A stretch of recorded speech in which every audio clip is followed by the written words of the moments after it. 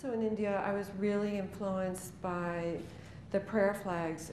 And I would go back to New York and people would say, well, do they understand your work there? And I thought, oh my goodness, so much. India is a country of language. It is a country of the word, through prayers and pujas, through prayer flags. And the idea of prayer flags at first seemed very a little naive to me, that you would think that language on a piece of cloth would actually be transmitted by wind across the world. But then I thought, well, I don't really see the radio waves that are happening all the time, so why not? But, so this was very influential to me. We used 33,000 tea bags in this series.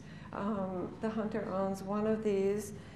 Each tapestry is dyed 7 times, and I wanted them to look like prayer flags, but I also love cloth because it represents the woven life, the life that takes time to build through accretion of small things. These saw visions, latch them softly. Again, Dickinson. I'll often use the same phrase in a different material, just unconsciously, really. These saw visions, latch them softly. And the idea for this piece, these fingertips touching lightly the bronze eyes, you know, I had to get my hair cut in New Delhi, so when you go and get your hair cut, you also get afterwards to lie down, and they give you an oil massage on your hair and then wash it out. But it's not like this gentle Swedish massage. It's kind of like this whack massage, which like just whack, whack, whack, whack, whack, whack, whack. And it felt a little violent, but it's okay. I'm multicultural. So then it was even more startling. She said, well, close your eyes. I said, okay.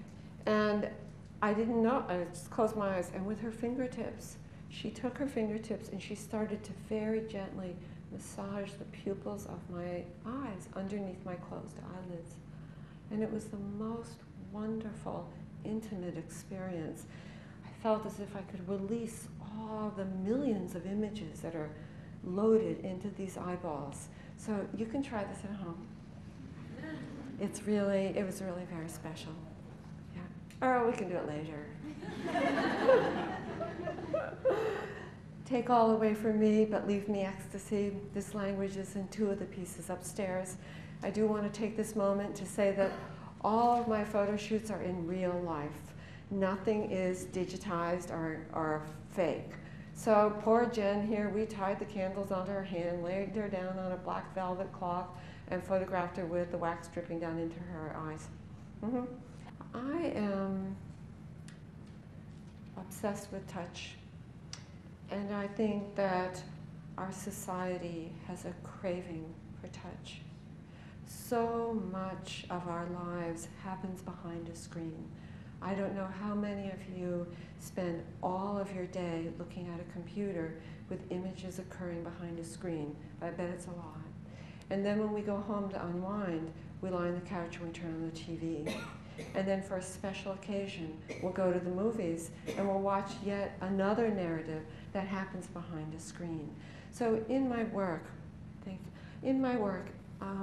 I want to give back to the viewer a multiple sense of tactility, so that you know what it feels like to bend a wire, to sew a thread, to touch a piece of paper. We all know what that feels like, and I hope that when you look at the work, you get that sense of kinesthetic feeling in the looking of it. This paper hand is with cut fingertips, and it says blood radiance, and it's releasing the word radiance.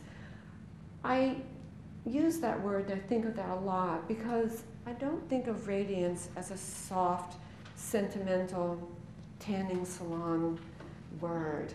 I think that the word radiance is a very intense, urgent word. I think as human beings, we are naturally radiant, and that we steam off of our bodies language all the time as a form of intention.